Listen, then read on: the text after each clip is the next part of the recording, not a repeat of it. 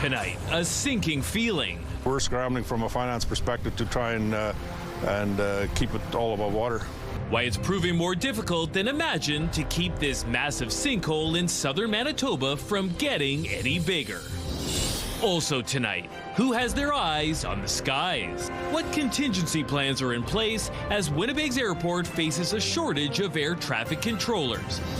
Plus, ahead of tomorrow's by-election, we introduce you to the candidates looking to claim the Elmwood East Kildonan ward seat.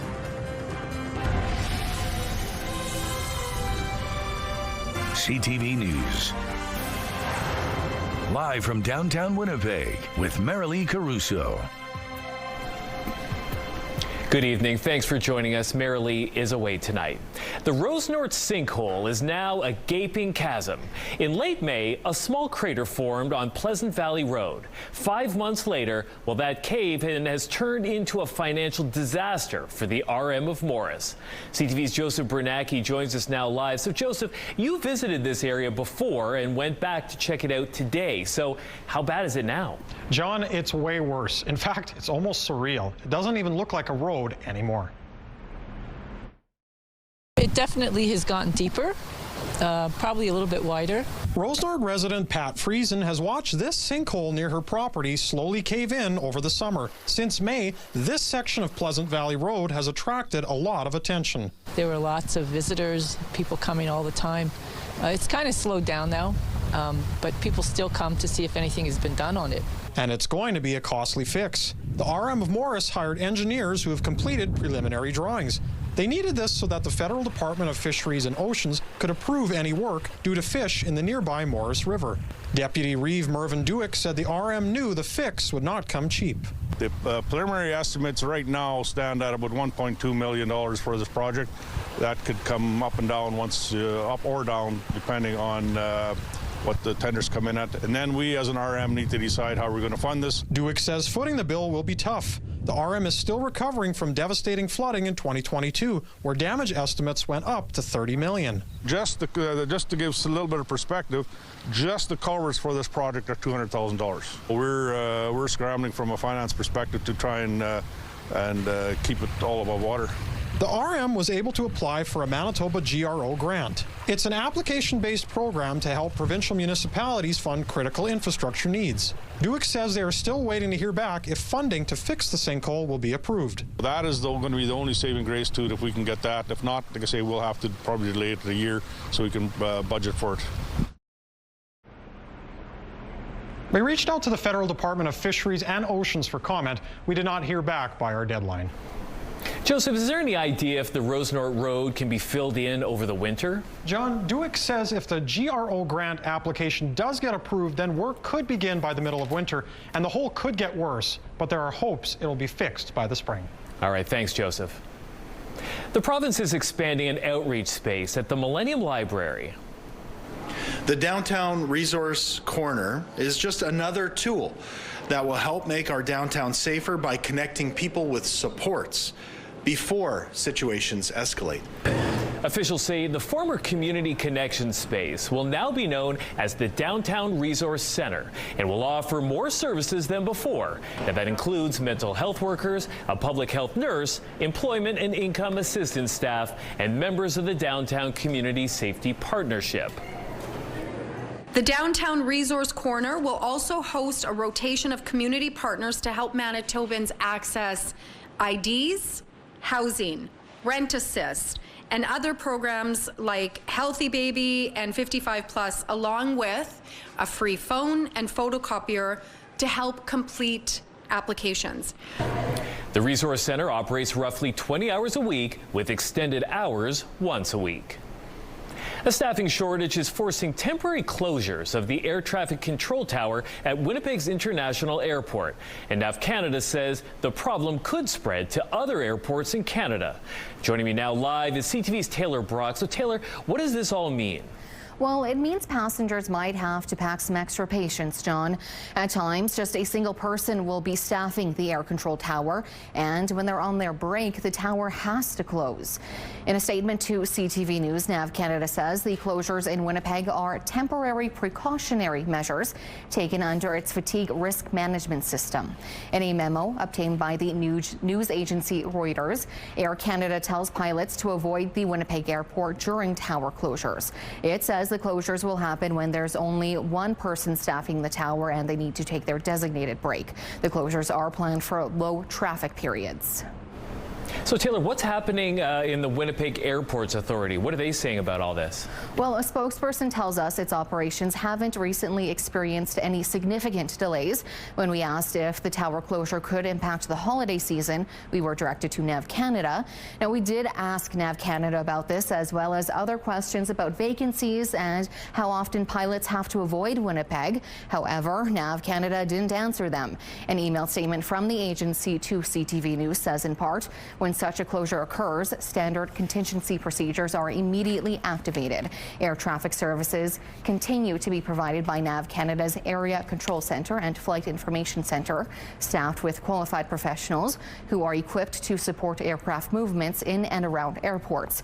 Winnipeg's Area Control Centre is on Morey Street, directly south of the airport. It's one of several across Canada that manages air traffic under a certain altitude.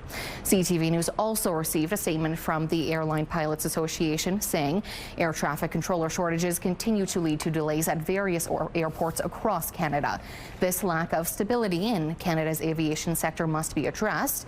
ALPA Canada is actively working with the Canadian Air Traffic Control Association and is in dialogue with NAV Canada to find ways to work together to improve the situation moving forward. NAV Canada and Canadian air operators are working proactively to ensure aviation safety is maintained without degradation. Is anything being done to ensure that this doesn't keep happening? Well, NAV Canada says that over the past 2 years, it's hired 240 new air traffic controllers and that there are nearly 500 more students currently in training across Canada. It says it's finding ways to build long-term capacity.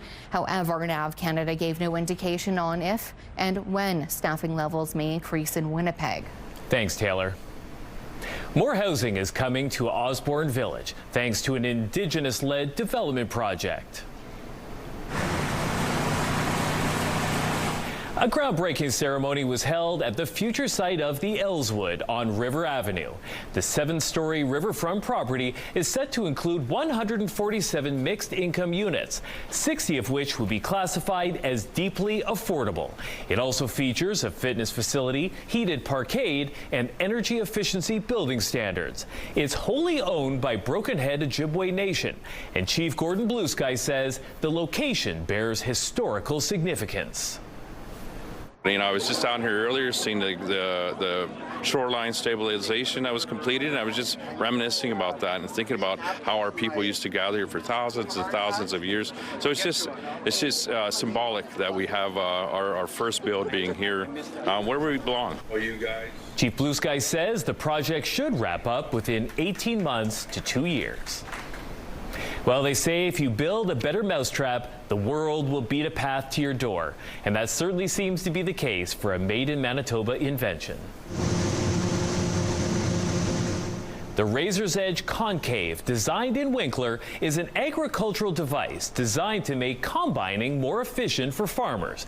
Now, in the past, all concaves were designed the same, but the size of the opening was different depending on the type of crop being harvested. Now, that forced farmers to switch the concave every time they change crops, which takes time. The Manitoba invention controls how the material flows through, removing the need to change between crops. Now, it's attracting some international attention, landing on Time Magazine's top inventions list. I mean, it's still surreal to think of, I mean, we're talking Time Magazine. Like, that's a pretty cool thing. And to be recognized as one of their top 300 inventions alongside some like earth-shattering inventions is like super cool. The Razor's Edge Concave also won the Farmer's Choice Award and the Innovation Award at Canada's Ag in Motion Farm Show held in Saskatchewan this past summer. CTV weather specialist Colleen Brady joins us now with a first look at your Skywatch evening forecast. And Colleen, it started off this morning very, very cold, but it rebounded. It sure did. And if you're in Melita, once again, warmest place in all of Manitoba, nearly 16 degrees there this afternoon. And if you like those temperatures, you're going to like the temperatures ahead this weekend, not just in Melita, but across much of southern Manitoba. Warm double-digit temperatures too in the north this weekend. I'll show you those coming up. Quick look at the radar shows you it's nice and clear. That's what upper ridges of high pressure and surface ridges of high pressure will do for you. We have both in play, keeping conditions nice and calm as well. More on that to come, and a look into next week when the next low pressure system reaches the south. But for now, let's take a look through the Bath Fitter Live Eye. Bath Fitter, your bath and shower experts for more than 40 years. Looking at that beautiful blue sky, it is 9 degrees, still windy, winds out of the south-southeast at 18 kilometers an hour with wind gusts up to 28. The pressure is dropping, and John, the humidity right now is 61%. Thanks, Colleen. There's a crowded field of candidates in the Elmwood East Kildonan by-election happening tomorrow. 7 hopefuls are in the mix to become the next city councillor. The by-election was called following the death of Jason Schreier last spring. CTV's Jeff Keel joins us now live. So, Jeff, that is a lot of candidates. Yeah, it sure is. And when you travel through the area, you can tell there are election signs, bus benches, and billboards blanketing the ward. Big campaign promises, big billboards, and big name endorsements are giving voters in Elmwood East Kildonan a lot to think about. There's lots of signs, there's lots of candidates, but there's only one fighter. We have crappy sidewalks and streets. I've made many accomplishments at City Hall already. 7 candidates are vying to replace Councillor Jason Schreier, who died in April. Road safety researcher Chris Soretta, who worked in the late councillor's office on projects like the Grocery Access Program, has the Schreier family's endorsement. It helps immensely. There's a lot of name recognition behind Jason, and we've built up quite a strong support base. Braden Mazurkowicz has Transcona councillor Russ Wyatt and former Conservative MP Shelley Glover in his corner. The finance broker, who's worked on a number of political campaigns, wants voters to hear him loud and clear. I'm running because the residents of Elmwood East Kildonan haven't had a strong voice at City Hall in a very long time. Also getting some high-profile nods is Carmen Prefontaine. She works in the city's Safety, Health and Wellness Division. She has the Labour Movement, Councillor Ross Eady, and the Firefighters Union on her side. She wants to hire more of them to curb OT. Because we would have saved the salaries of 20 full-time firefighters, pension, benefits. Our WCB costs are through the roof. Kyle Roach is also a city employee. He works in the Property and Development Department and wants Winnipeg to spend more on planning. Rather than Band-Aid fixes and lurching from crisis to crisis. The first candidate to register in the contest was community volunteer and activist Emma Durand-Wood. The editor and freelance writer says her campaign is community-based. I just had a lot of neighbors and fellow advocates and friends and family say they really wanted to, they really believed in me and they wanted to run a campaign with me, and so here I am. And building on his time living here, construction project manager Abel Jose Gutierrez is focused on improving safety. We need to do something about our derelict properties in this ward. We need to make sure that this community is more watched, more community patrols. The other candidate running is child care assistant Zechariah Salahadin.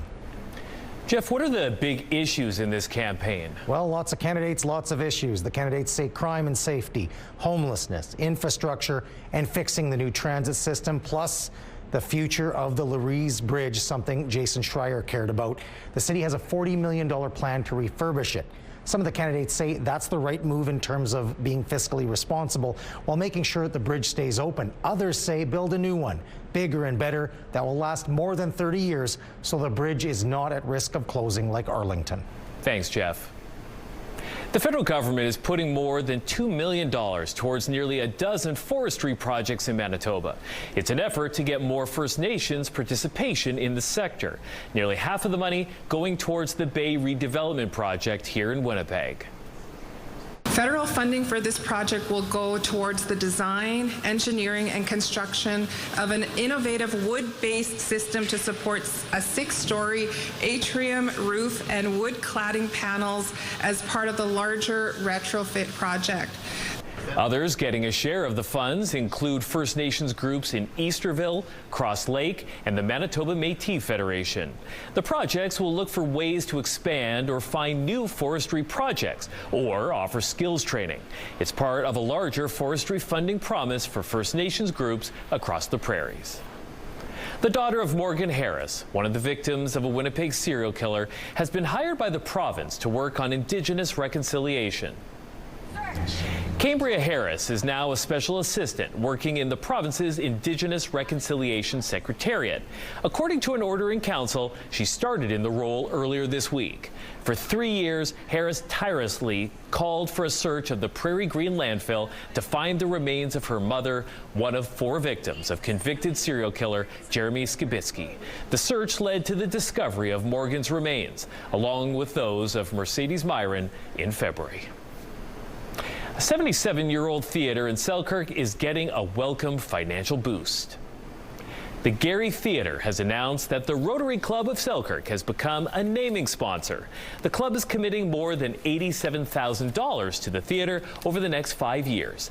The theater has been closed since 2001, but the city of Selkirk is now working to restore the theater and give it a second act as a community-led nonprofit space showing movies and live events. The theater is still looking for more funding and offering more naming rights opportunities for spaces like the auditorium and concession stand. Well, you now have a new place to go when you've got to go. Bathrooms are back for travelers making the long trek along the 750-kilometer stretch of Highway 6. The province says it has opened a permanent rest stop at the Devil's Lake Rest Area. It's located roughly halfway between Winnipeg and Thompson. The stop includes washrooms with running water, which will be serviced regularly for garbage pickup and maintenance. Along with the permanent stop, the province said a temporary restroom at Williams River will remain open to the public. Well, coming up late, it started as a late-night social media post. Leaders in Canada was running ads in the United States on tariffs that took President Reagan's words out of context. An Ontario anti-tariff ad campaign ignites the U.S. president's fury and leads him to cancel trade talks. We'll take a look at the fallout when we return.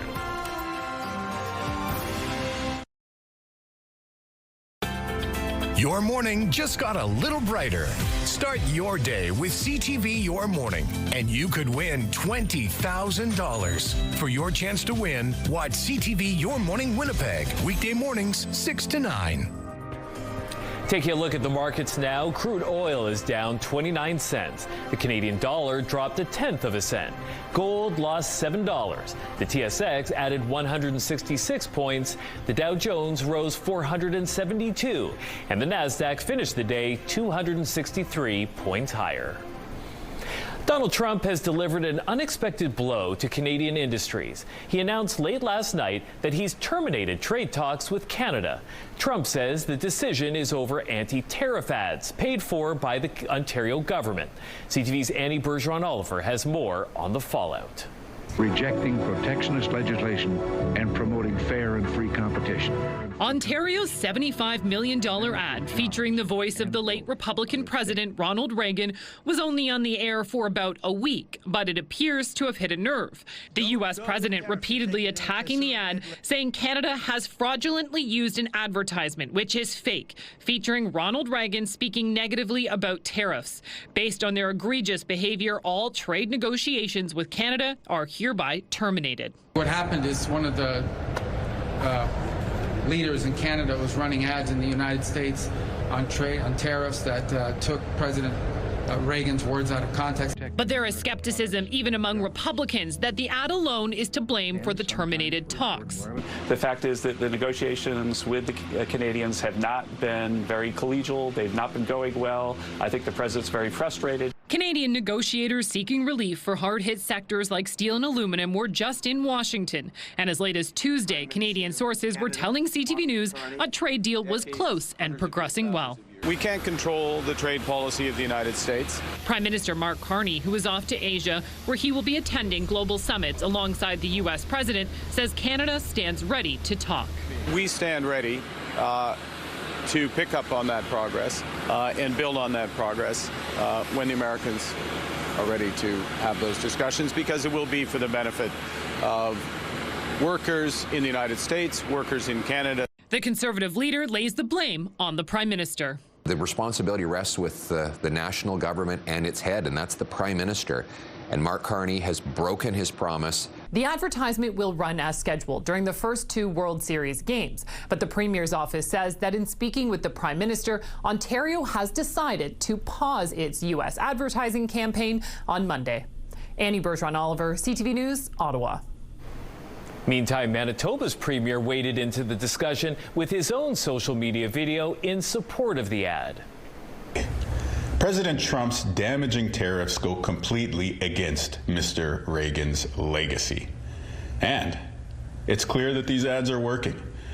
The video appears to imitate the Reagan ad with a Bob Canoe on a tube TV and holding some papers, just like the former U.S. president.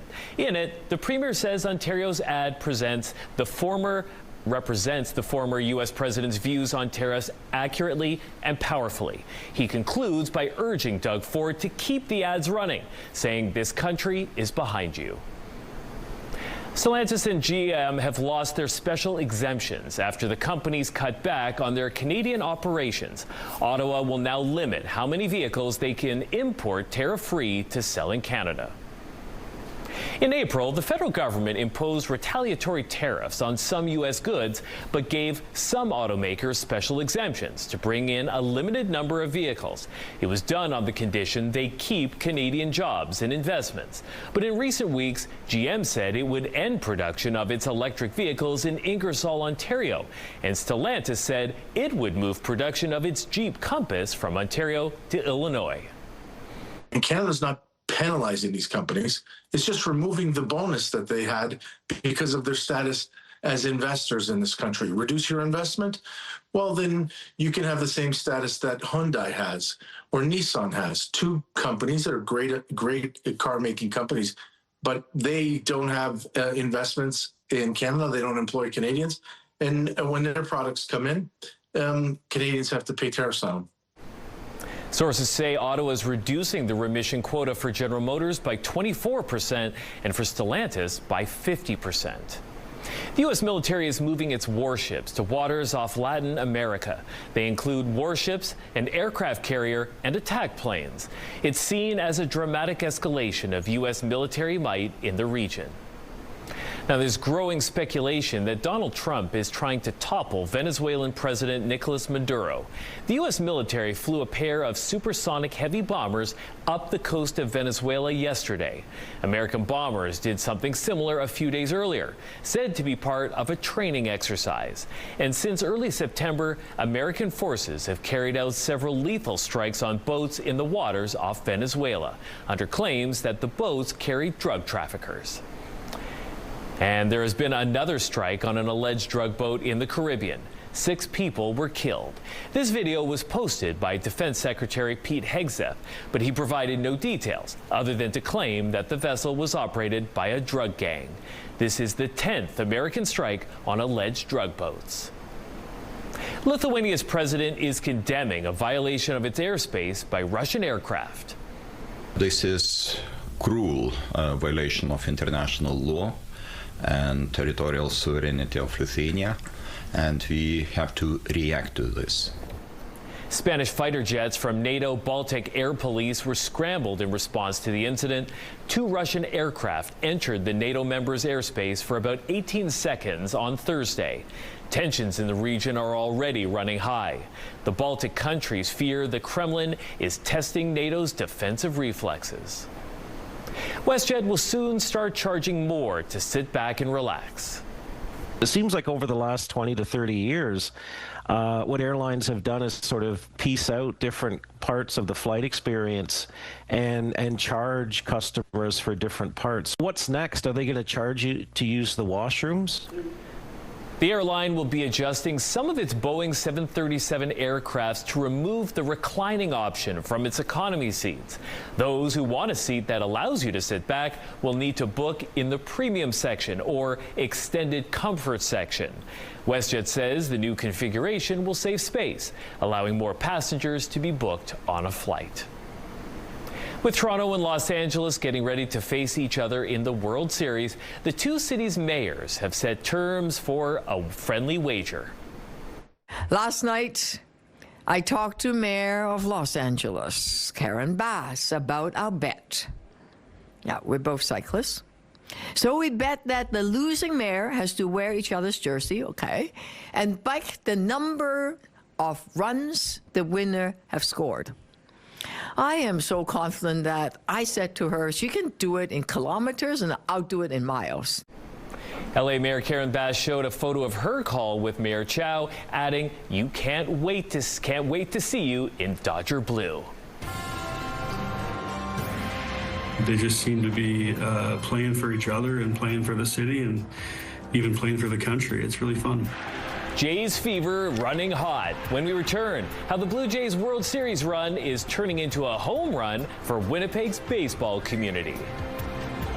A beautiful weekend ahead for Winnipeg, and it will continue as we get into next week somewhat. I mean this by Sunday, the beginning of the week. 16 degrees that day, a mix of sun and cloud. Then we cloud over on Monday. Now, there's the possibility of showers during the day.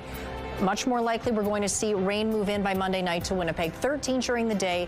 Rain will continue to Tuesday, a high of just 10 degrees. Wednesday, Thursday, a mix of sun and cloud, single-digit highs, but seasonal. 9 on Wednesday, up to 7 on Thursday. The Winnipeg Jets' 5-game win streak ended Thursday with a shutout loss to the Seattle Kraken. But the team can't dwell on it. They're back in action tonight. Now let's move on. Now we got a different opponent. You know, there's certain players, there's certain things that they may do that's different from last night's game, but we have to be prepared to put our best foot forward. And you know, we always talk that, you know, we have to get to Jet hockey and we have to get to it quick. And these turnaround games, we really have to make sure we're good tonight. The team's offense struggled to get going against the Kraken. And on that note, the Jets only mustered 2 goals in a win against the Calgary Flames earlier this week. Now, those Flames are in Winnipeg tonight, and coach Scott Arniel says his team needs to be on their toes. I expect them to try to jump us here. You know, it's going to be important. The start of the game is going to be important. They're going to try to get out and get after us. They played real well in there, really. And there was a lot of penalties, but, you know, they were... You know, Wolf was really good in the net. So again, if that's the case, you have goaltending that's, you know, is strong like we saw last night, then you got to make sure you work even harder to make it difficult on those guys. Backup goaltender Eric Comrie is expected to get the start tonight in the team's first back-to-back of the season. The Jets also play Sunday, hosting the Utah Mammoth. Puck drop tonight, slated for 7 at Canada Life Center. The Hockey Report, brought to you by Santa Lucia Pizza. Check out the game day special. The first World Series game played on Canadian soil in 32 years starts in about half an hour.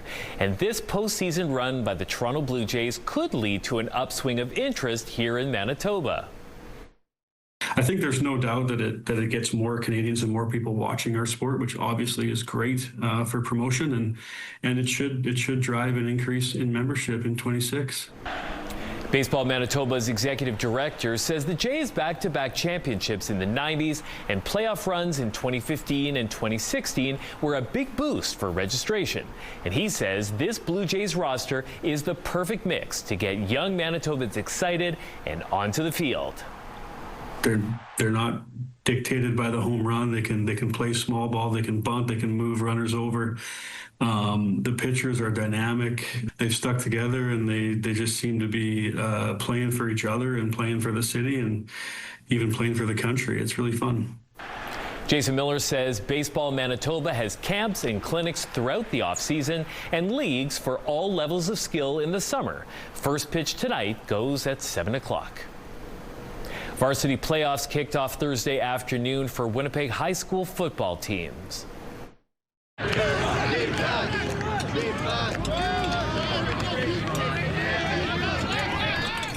Home team Elmwood High won its match Thursday night against Kildonan East Collegiate 64-7. Also moving to the next round of the postseason, Dryden, after beating out Beaver Bray 37-13. Tech Fawk, who won 34-2 against Garden City Collegiate, and West Kildonan Collegiate won against Sisler 28-7. Varsity playoffs continue tonight. The semifinals begin next week.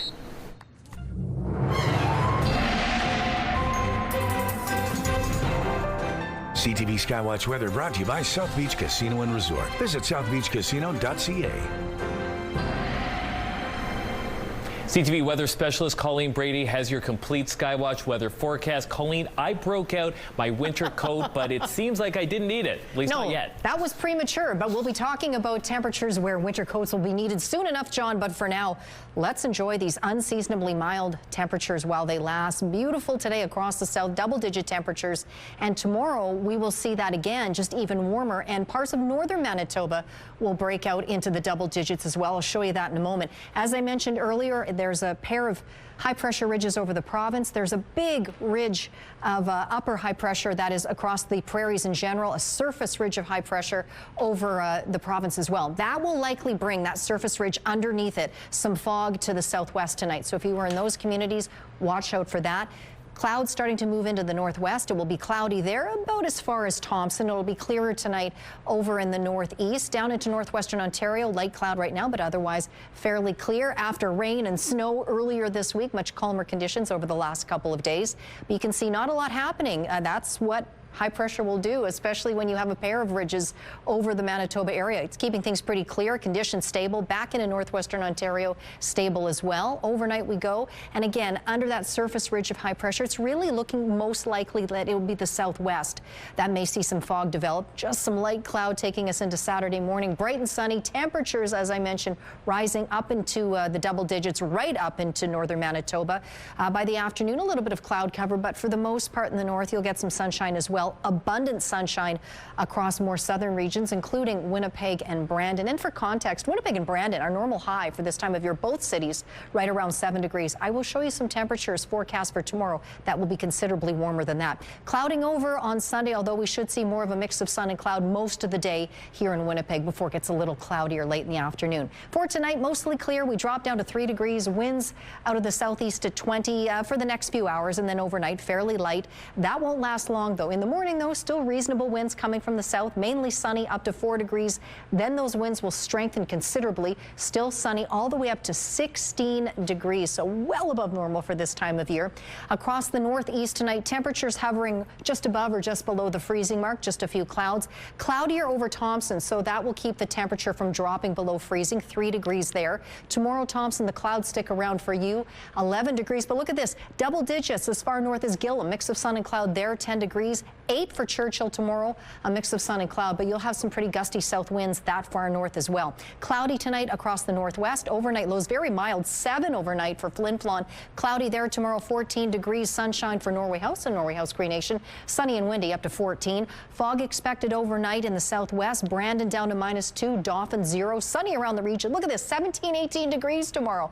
Winnipeg in the southeast, clear or a few clouds. Overnight lows just above freezing. Sunny here too, with highs around 15, 16 degrees. And in northwestern Ontario, cloudy tonight, 2 your low. Sunniest spot tomorrow is Kenora, 12 degrees, but Dryden and Fort Frances lovely as well, 14 in Fort Frances tomorrow. Andrew took this photo. This is how it looked at noon today out at Bel Air, Manitoba. Gorgeous. Now check this out, folks. A couple of Blue Jays cheering for the Blue Jays out in Enola. That photo is from Larry. Send us your weather photos to winnipegweather@ctv.ca.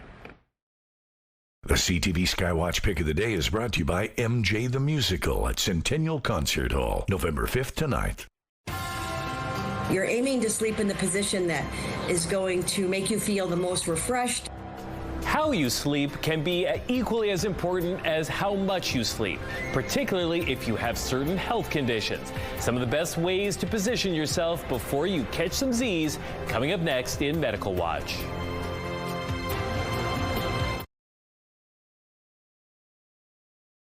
In 2023, Health Canada's low-risk drinking guidelines were drastically changed. It warns that no amount of alcohol is safe and recommends people limit their drinking to no more than 2 alcoholic drinks per week. Now, a new study by Yale University has found that even drinking light amounts of alcohol can increase your risk of dementia. We're joined now by Jessica Harper from the Alzheimer's Society of Manitoba. Thanks so much for making time for us today. Oh, no problem. Thank you for having me. So, Jessica, what do you make of this new research that suggests even light alcohol consumption can increase dementia risk? So studies like this are important because they help to add to our understanding of lifestyle choices that can impact our risk for various diseases like dementia. So the Alzheimer's Society, we value this in every other study, that helps us to better understand how lifestyle choices and factors can impact, whether it's positively impact or negatively impact, our risk of developing dementia. That way, each of us has access to good information that we can use to either individually determine our own risk tolerance and then make informed choices that impact our health. So it's the idea that every study is another building block that we appreciate because it helps us better inform ourselves about dementia. So when it comes to cognitive health, is there any level of drinking that can be considered low risk? That's a good question. Previous research and key messaging through the Alzheimer's Society of Canada has suggested that consuming more than 12 standard drinks per week can increase the risk of dementia. So even small lifestyle changes can make a difference in reducing the risk of developing dementia. So risk factors are aspects of our lifestyle, our environment, our genetic background that can increase the likelihood of getting a disease. So risk factors on their own are not a cause of a disease, but rather they represent an increased chance, but not a certainty that dementia is going to develop. So similarly, having little or no exposure to risk factors doesn't necessarily protect a person from developing dementia. So alcohol consumption, it's a modifiable risk factor, meaning that it's a lifestyle choice that impacts our brain health. So reducing alcohol consumption by any amount is a step that you can make to help protect against your cognitive health. So there's always going to be conflicting messaging, conflicting information, research results. But what we do know is that reducing modifiable risk factors for dementia, like alcohol consumption, will benefit brain health. So if someone has a family history of Alzheimer's, do you think this research suggests that they should stop drinking or cut back? So while some risk factors for dementia can't be changed, things like our genetics, our age, there are ways that you can take action to reduce your overall risk of developing dementia at any time of life. So whether or not you have a family history of dementia, making healthy lifestyle choices is an important step or an important, a modifiable risk factor that you can take. So it's never too soon, it's never too late to make changes that are either going to maintain or help to improve your brain health. All right, we'll have to leave it there. Thank you so much for making time for us today. Really appreciate it. Thank you so much.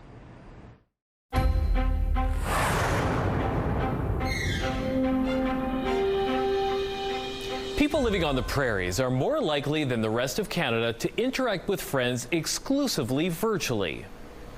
Now that's according to new data from Statistics Canada, which looked at how Canadians connect with friends. Here on the prairies, just shy of 12% of respondents said they interact with friends only through the telephone or internet.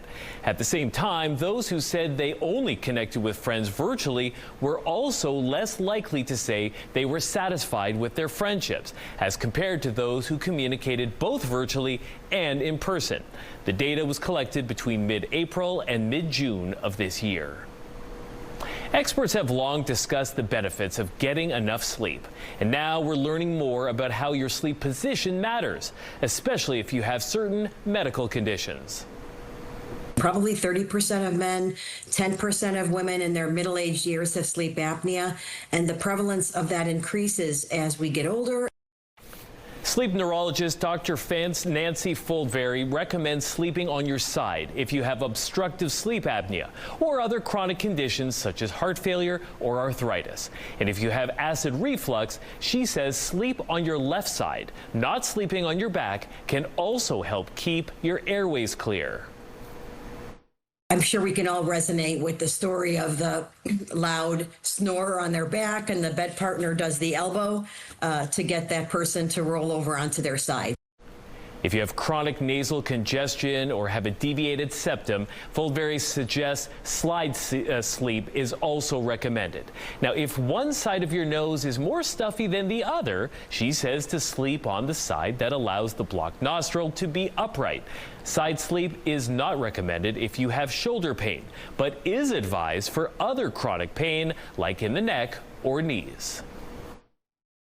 Medical Watch is brought to you by Manuke and Coster Denture Clinic.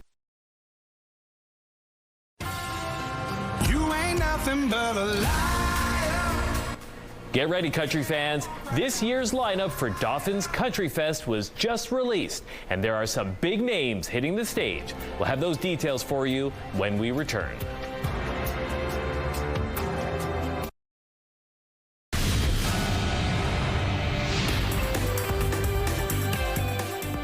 Spotlight, sponsored by the Casinos of Winnipeg, presenting Prism and Haywire. Some big news for Countryfest fans. The 2026 lineup has been released. You ain't nothing but a liar. Yeah. Jelly Roll will headline the event next year, along with Nate Smith and Tyler Hubbard of Florida Georgia Line. Other stars who will hit the stage include Brett Kissel, Cameron Whitcomb, Owen Rigling, and Hunter Brothers. Countryfest takes place June 25th to 28th in Dauphin. Tickets go on sale October 30th at 9 a.m. Visit countryfest.ca. Winnipeg's biggest celebrations of all things pop culture kicks off today. Comic-Con returns this weekend for its 5th edition at the RBC Convention Center. The 3-day event opened its doors just a few hours ago. Highlights this year include appearances by actors Sean Astin and Ron Perlman, the ever-popular artist exhibition, and a costume contest.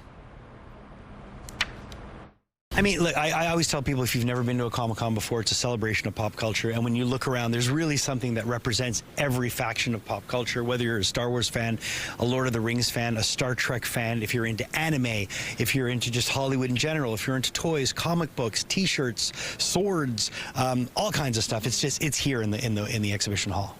Comic-Con runs until 10 tonight and continues right through to Sunday. You can find all the details by heading to comicconwinnipeg.com.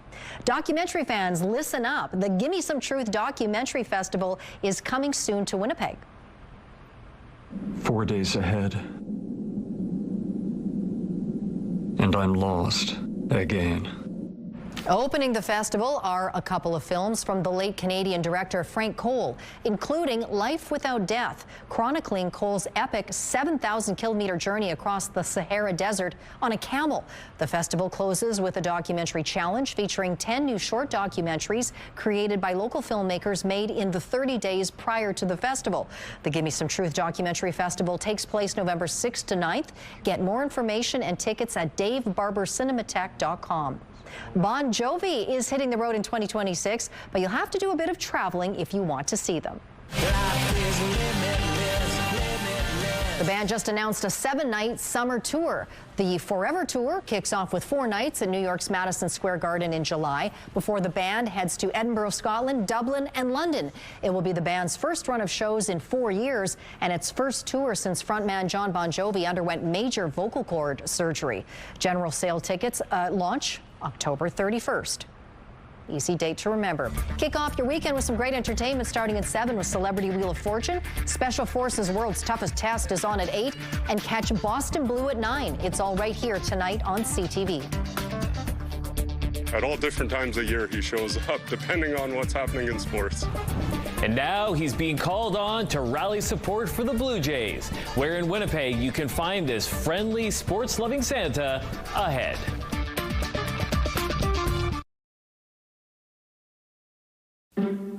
It's spooky season, and we're looking for a Halloween house to feature on CTV Your Morning Winnipeg. If you think yours fits the bill, you could win a $500 gift card from St. Mary's Nursery and Garden Center and have the chance to show off your Halloween house live on Your Morning Winnipeg on October 31st with a visit from Ainsley McPhail. To enter, head to our contest page at ctvwinnipeg.ca, fill out the form, and submit some pictures. Women's clothing provided by RW & Company. Salon services provided by S&T Spa Salon. Nice lead into the weekend. Clear skies, 9 degrees. It's a bit windy out there, though. Winds out of the south-southeast at 18 kilometers an hour with wind gusts up to 28. 12 degrees, the highest temperature in the city today, well above normal and a little warmer than we were on this day 1 year ago. Nowhere near that record. Tonight, down to 3 degrees, mostly clear. Yeah, it's late October, folks. 16 degrees Saturday and Sunday. Windy tomorrow, but bright and sunny. And on Sunday, mix of sun and clouds, 16 degrees again. Showers possible Monday during the day. 13 is the high. Likely to turn to rain by Monday night. Continuing on Tuesday, John, 10 degrees and a little cooler and brighter through the midweek. Thanks, Colleen. Well, Los Angeles may have Santa Monica, but the Toronto Blue Jays have Santa Claus, and he's rooting for them from Winnipeg's River Park South neighborhood. This 14-foot inflatable Santa is decked out in his custom-made Blue Jays jersey, and he's ready for Game 1 tonight. His helper elf here in Winnipeg brought Santa to life during the COVID-19 pandemic. And jolly old St. Nick turned into quite the sports fan over the last few years. It started with a Bomber jersey back in, I think, 2020 or 2021 when they're in the Grey Cup. So he wears his Bomber jersey regularly. For the Jets playoff runs the last couple of years, he's got a Jets jersey going. Now he's got a Blue Jays for the playoffs now, and my wife is hounding me to start making them for the kids' sports teams. Jade Purath makes each jersey using a king-size sheet and a cutting machine to make the letters and logos. You can say hi. This giant Santa is at the corner of Ward and Paddington. That is pretty amazing. I wonder how long it takes to make a big outfit like that. I know, I was wondering that too. He's already waving at you with those strong south winds. He's blowing around a little bit. It's going to be great. That's Go right. Jays, go. Go Jays, go. See you later tonight at 11:30. Good night.